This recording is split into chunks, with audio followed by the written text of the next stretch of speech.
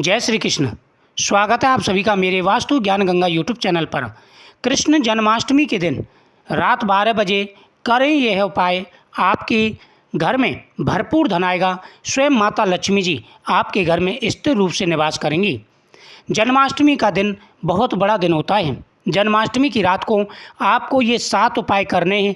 दोस्तों, इन उपाय को करने से स्वयं माता लक्ष्मी आपके घर में निवास करेंगी। गरीबी सदा सदा के लिए दूर होगी, भरपूर धन आएगा, सुख समृद्धि आएगी। दोस्तों, भगवान श्री कृष्ण का जब जन्म हुआ था उस समय भादो मास के कृष्ण पक्ष की अष्टमी तिथि थी। जिस समय भगवान ने जन्म लिया था उस समय सभी देवताएं आनंद पूर्वक भगवान की स्तुति करने लगीं।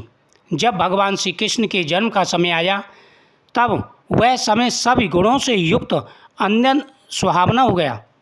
चंद्रमा रोहिणी नक्षत्र पर आ गया और संपूर्ण तारागण शांत और शुभ ग्रह संयुक्त हो गए। पूर्व आदि दिशाएं बहुत ही शोभावान हो गई। नगर, गांव, ब्रज, रास्ते सब अति शोभावान दिखने लगे।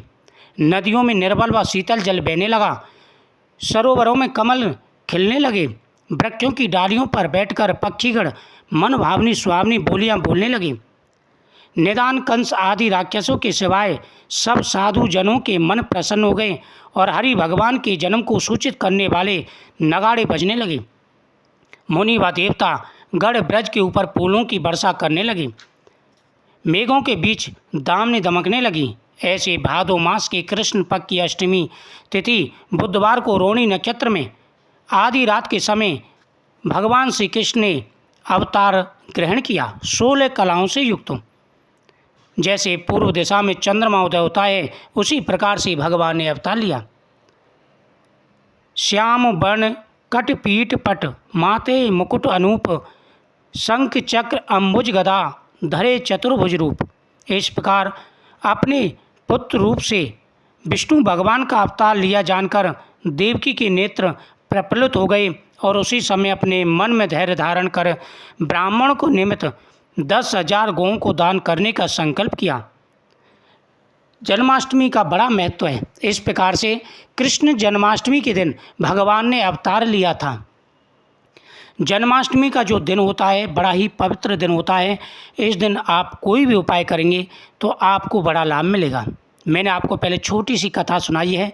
ये जन्माष्टमी के महत्व की कथा है कि भगवान ने किस प्रकार अवतार लिया था। जब पृथ्वी पर अधर्म का राज्य था, चारों तरफ बड़े बड़े राक्षस कंस के साथ मिलकर के अत्याचार करने लगे, तब भगवान ने अवतार लिया था। जन्माष्टमी के दिन गौ माता की पूजा करने का बड़ा महत्व होता है। जो व्यक्ति जन्माष्टमी के दिन गौ माता का पूजन करते हैं उनकी सभी मनोकामनाएं पूरी हो जाती हैं। जन्माष्टमी के दिन गौ माता का गोबर ला करके घर में स्वास्थ्य चिन्ह बनाना चाहिए। साथ ही जन्माष्टमी की रात को सबसे पहला उपाय दोस्तों, इस दिन भगवान का पंचामृत से अभिषेक करना है। रात 12 बजे जब भगवान का जन्म उत्सव मनाया जाता है उस समय दूध, दही, घी, शक्कर, शहद आदि से भगवान को स्नान कराएं। स्नान का जो जल है वह आपको पूरे घर में छिड़कना है। इससे घर में वास्तु दोष खत्म हो जाता है। भगवान के स्नान का जल अगर घर में छिड़का जाए तो उसी समय घर से वास्तु दोष सदा सदा के लिए खत्म हो जाता है। वहाँ पर सभी देवताओं का वास होता है।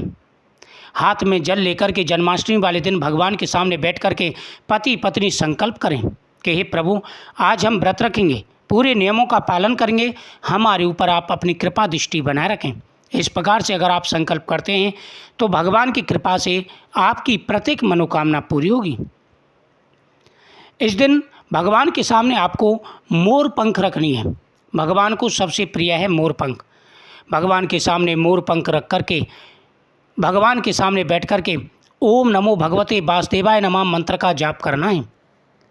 भगवान से निवेदन करें कि हे गोविंद, आप हमारी इस पूजा को स्वीकार करें। जिस घर में मोर पंख होते हैं वहाँ पर साक्षात भगवान विष्णु, भगवान कृष्ण और माता लक्ष्मी का वास होता है। इस दिन 11 मोर पंख भगवान के सामने रख करके उन मोर पंखों को आप घर में रखें, व्यापार स्थल पर रखें, तिजोरी में रखें।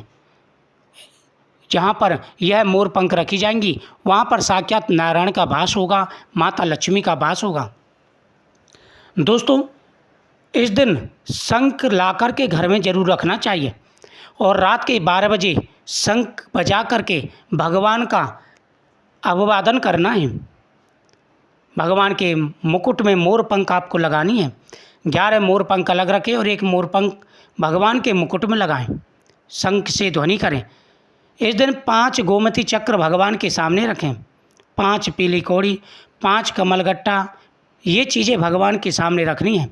इस दिन आप घर में गोपाल यंत्र ला कर के रखें। साथ ही इस दिन श्री यंत्र भी घर में ला कर के रखना चाहिए। इस दिन वैजयंती की माला भगवान को समर्पित करें।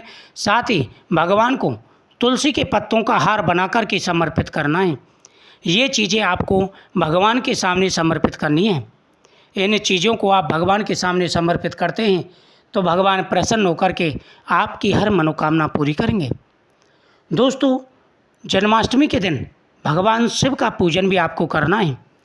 जन्माष्टमी के दिन इन उपायों को करने से सदा ही माता लक्ष्मी का वास घर में रहता है, कभी भी धन की कमी नहीं रहती। जन्माष्टमी के दिन जो व्यक्ति भगवान के सामने हाथ जोड़ करके ओम नमो भगवते वासुदेवाय नमः मंत्र का जाप करते हैं, उनकी हर मनोकामना पूरी हो जाती है। जन्माष्टमी के दिन कृष्णाय वासुदेवाय हरे परमात्मने प्रणतः कलिशनाशाय गोविंदाय नमो नमः, इन मंत्रों का जाप करना चाहिए। इन मंत्रों का जाप करने से भगवान प्रसन्न होकर के मनवांछित फल प्रदान करते हैं। जीवन में आ रहे सारे कष्ट और परेशानियां दूर हो जाते हैं।